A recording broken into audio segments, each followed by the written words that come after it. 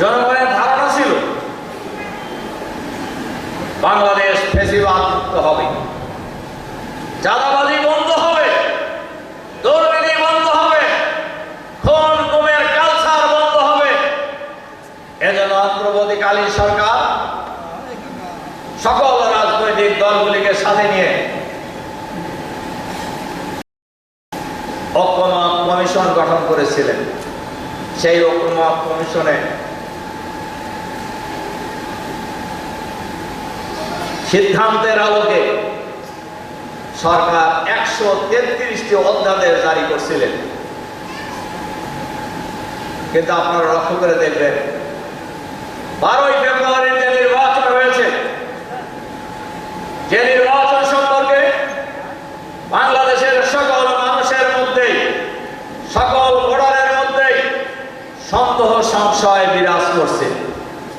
জাতীয় নির্বাচন কমিশন 2 নম্বরই করেছে, তবে রাষ্ট্রপতি নির্বাচনে মোটামুটি নিরপেক্ষ ছিল। তো বলছে যে সাংবাদিকরা হাসছে সবাই যে 2 নম্বরই করছে, তো সবাই জানে, কে জানে না যে 2 নম্বরই করা হয়েছে। বাংলাদেশের ইতিহাসে আপনারা একটা বিরল ঘটনা দেখবেন। অন্তর্বর্তীকালীন সরকারের একজন উপদেষ্টা বলছেন যে আমরা জামাতকে ক্ষমতায় আসতে দেই নাই। আর একজন পাওয়ারফুল উপদেষ্টা প্রথম দিনই বর্তমান সরকারের মন্ত্রী হিসেবে শপথ নিয়েছেন।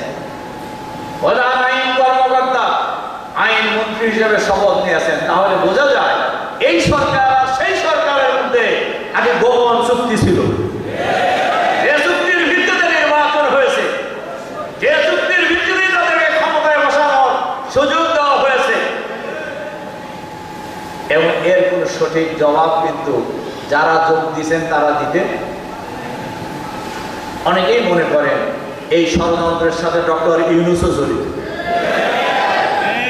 সম্মানিত ভাই এবং বোনেরা, জনগণ প্রায় 70% ভোটার গণভোটে হায়ের পক্ষে রায় দিয়েছে, অথচ এই সরকার গণভোট বাতিল করে দিয়েছে।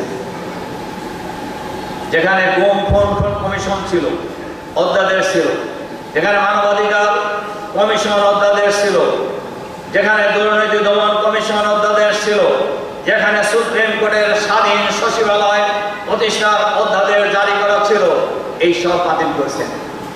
কেন বাতিল করলেন? কেন? আপনারা তো একমত হয়েছিলেন আগে। বাতিল করলেন কি?